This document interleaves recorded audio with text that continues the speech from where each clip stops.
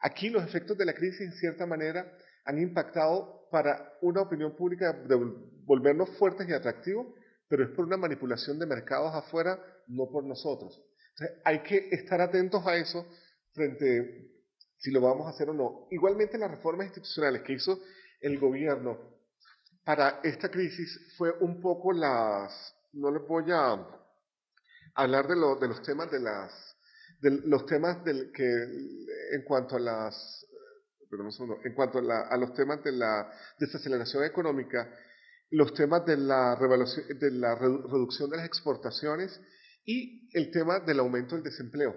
Entonces, esto ha hecho que el gobierno, desde la administración pasada, empiece a ver cómo puede el tema de los encajes, un apoyo, hizo la reforma política, a pesar que esta reforma política en últimas no pasó el acto legislativo del 2003, el referendo, pero el tema de la reelección y un manejo en los artículos de la política económica como tal. ¿Qué pasa en Europa? En Europa el tema es bastante complejo, porque son sistemas en los cuales no solamente son las inversiones, sino que hay una carga desde el punto de vista las cargas sociales. El Estado social de derecho que les impuso en la Unión Europea, en cierta manera hace que los Estados no puedan en un momento determinado decir no asumir sus responsabilidades. ¿Qué hago yo con el alto envejecimiento de la población en Europa y la baja tasa de índices de natalidad? Entonces, ¿cómo hago yo? Eso significa que cada vez hay más personas pensionadas y cada vez hay menos personas que nacen. Ojo, el gran negocio en la vida es hacer hijos para un Estado. Claro, porque mucha gente posterga eso, pero un niño hace que se creen necesidades, que consume, perdón, lo voy a plantear de ahí, pero que se mejore el sistema escolar. ¿Qué pasa cuando ya no hay niños para ir a las guarderías, ni hay niños para ir los sistemas de educación? Entonces se vuelven selectivos o hay que escoger qué pasa cuando no hay hijos en las pequeñas ciudades intermedias y se van, o las ciudades, en los pueblos pequeños desaparecen. El tema demográfico en Europa es fundamental. Y cuando uno abre los países al flujo migratorio, es ver qué tipo de flujo migratorio quiero. En Suecia, por ejemplo, en Suecia se han dado cuenta que hay un tema fundamental que es el tema del flujo migratorio de los países que tienen problemas a nivel de violaciones de derechos humanos o de guerra. Entonces, si ustedes se dan cuenta, hubo la canciller sueca, se hizo por un enfermo, atentaron contra ella en un centro comercial y era una persona de origen serbio. Entonces, esos son los temas de opinión pública que no funcionan en un momento determinado cuando el flujo migratorio son los que sienten un poco más la cuestión de la inseguridad, de los valores, todo. Entonces, en Europa no siempre. Solamente para plantearles, y ahora me voy a hablar un tema del Tratado de Lisboa, es el tema hoy en día la situación de la coyuntura en Europa. El tema, ¿por qué si estamos hablando de Yemen, que hablamos ahorita con César, el tema de Yemen o el tema del norte de África, de todos los países árabes, ¿por qué se siente en Europa y por qué es tanto la preocupación? Es por el flujo migratorio que tienen esos países en Europa. Y no sé, cuando ustedes vayan, el tema de Túnez, hoy en día, la caída del presidente tunecino tiene un efecto en la política exterior francesa hoy en día, porque fueron 20 años de un sistema de autoridad donde había vínculos comerciales, políticos, y donde muchas veces muchos de los países cerraban los ojos frente a estas dictaduras o a estos países poco democráticos, pero que hoy en día ya se cuestiona al interior. Entonces, por los vínculos comerciales, por la dependencia de recursos mineroenergéticos de los países europeos, entonces a veces les convenía no. Yo quisiera, por ejemplo, ver el efecto Mubarak. El efecto Mubarak hoy en día hay un mea culpa de la sociedad internacional. pero en su momento Mubarak fue importante y esencial para las relaciones y para el equilibrio de la región y sobre todo para el tema del conflicto del Medio Oriente. Entonces, acuérdense que Mubarak sube y está casi 30 años en el poder por el asesinato de Sadat, de Anwar Sadat.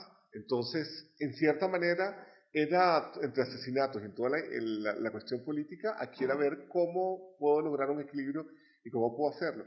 Y el equilibrio de esa región forma parte del poco democrático y son el efecto de las dictaduras y que le funcionan a Europa sobre todo. Son los países europeos que están al frente ahí. Entonces, hoy en día la coyuntura es qué hacen los países, cuál puede ser la mirada de los países europeos frente al conflicto de todas las revoluciones democráticas de los países árabes. Igualmente, a pesar de que no es un país árabe, es importante ver y analizar qué ha pasado, que no todas tienen su éxito y su suceso, que fue lo que pasó en Irán. Ojo, yo voy a hacer un paréntesis grande, ojo con los medios de comunicación. Ojo que es un error gravísimo cuando ustedes se refieren a Irán como un país árabe. Irán no es un país árabe, perdón, y tampoco lo grave, pero siempre me llama la atención cuando uno lee y presentan, y tampoco los turcos el hecho que tengan la religión del Islam y sean chiitas o sunitas, son persas los iraníes. Entonces, por favor, cuando ustedes no hablan del mundo árabe, pensando también, de pronto uno habla del mundo del Islam, incluye a Irán, pero de árabe solamente es el pueblo árabe. Como si nosotros es lo mismo que el guayú colombiano, sigue siendo colombiano, pero sigue siendo guayú, una etnia distinta de los chipchas o todo esto, pero la verdad es eso. Y la revolución iraní y ahora las manifestaciones de los estudiantes, y con toda la cuestión de la elección, de las últimas elecciones en Irán, hicieron por lo menos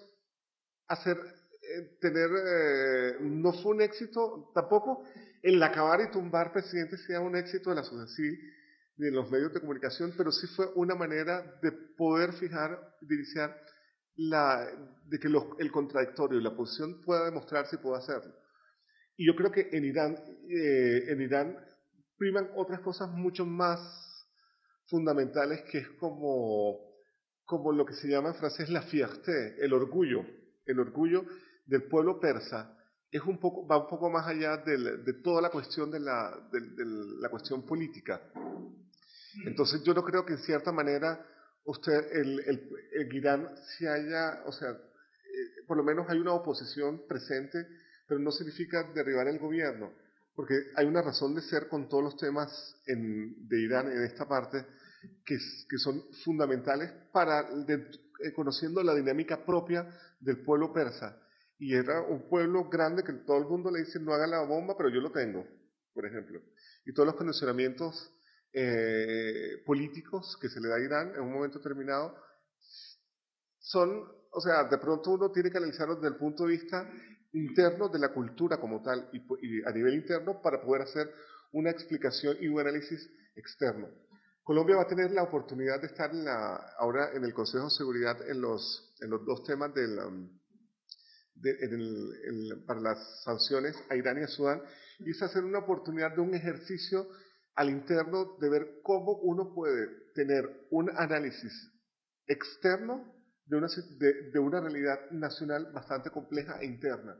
Y yo creo que es una oportunidad porque muchas veces nosotros nos medimos o tratamos de analizar con ojos extraños.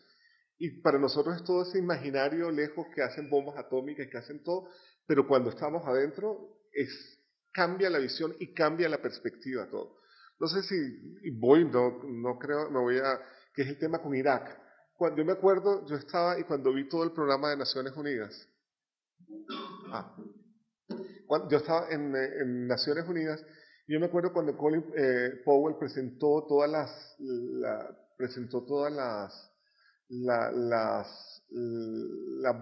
efecto de las bombas y presentó toda la cuestión de las ¿cómo es que? De las cosas nucleares, donde estaban todo, las fábricas de armas, las fábricas químicas y todo, y nunca encontraron nada. Y era satelital y era todo. Entonces, ojo, no hay que dejarse para analizar los fenómenos internacionales, no hay que tener, hay que tener un juicio crítico y hay que ir mucho más de la percepción de nosotros como extranjeros y de poder trabajar e investigar la realidad nacional. Yo creo que eso es válido para todos porque la mirada, a nosotros como colombianos nos gusta que nos miren desde adentro, no desde afuera, para poder entender ciertas cosas. Entonces, vamos a las... Y aquí el Tratado de Lisboa, de Estaltese, me parece fundamental, porque es una cuestión de realidad hoy en día. Antes de ir, porque es lo que ustedes van a tener que trabajar esta semana. Y uno dice, sí, en Bahrein, el tema no es, el tema de siempre, ¿cuáles son los equilibrios? Los equilibrios ni siquiera son democracias, no es el concepto de la democracia como tal. El equilibrio en ciertos es poder identificar la etnia o el grupo dentro del Islam chiita o sunita, que el mayoritario es el que tiene que estar en el poder. Y era un poco lo que decía Saddam Hussein, que era la minoría sunita oprimía a los chiitas en la región de Irak. Y ahora en Bahrein es lo mismo. En Bahrein lo que pasa es que está un poder sunita que es mínimo y que hay una mayoría, y la democracia no alterna en la posibilidad del voto. La democracia está en mirar, en la mirada hacia el clan mayoritario o hacia el grupo mayoritario que practica como tal. Ojo, no se confunda porque ahí siempre, y es la mirada de la equivocación que tenemos en los temas de Pakistán y Afganistán. En Pakistán, cuando tenemos todo un panorama de los pastunes y todas las etnias, los clanes, el tema no es que yo quiero someter a un Estado, por eso es el fracaso en Afganistán y por eso es el fracaso de todo. Es que yo no voy a ir, perdón, en Afganistán no voy a ir a invadir y voy a hacer todo, sino tengo que entender cómo funciona y cuál es el concepto del ejercicio del poder y la organización social de todos ellos como tal. Bueno, ¿qué pasó con el Tratado de Lisboa?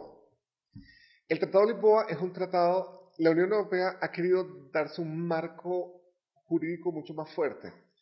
Después, a una Europa de 27 que vimos,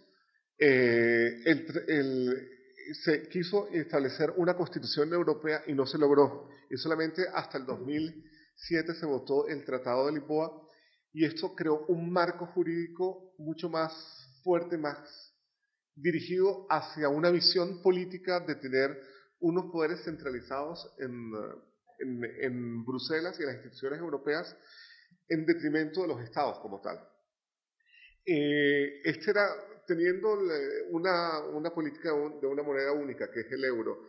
De todo se creó la figura de Von Rompuy, que es la figura como presidente y del presidente, un segundo que me perdí, del presidente, y se creó la figura como la canciller, la señora Alston. El señor Von Rompuy es belga, la señora Alston es británica. Entonces aquí se creó el servicio exterior europeo. Y el tema del Tratado de Lisboa es ver dónde están los equilibrios. Frente al TLC que nosotros firmamos, el Tratado de Lisboa nos complica bastante. Y es en donde estamos. Porque anteriormente cuando se firmaba un tratado de libre comercio, formaba parte de la política comercial común. Se negociaba, la Comisión Europea negociaba el tratado y a partir de ahí que negociaba el tratado, nosotros lo que hacíamos era rubricarlo, intercambiarlo, firmarlo y nosotros cumplíamos nuestro proceso interno y ellos ya quedaba vigente para ellos.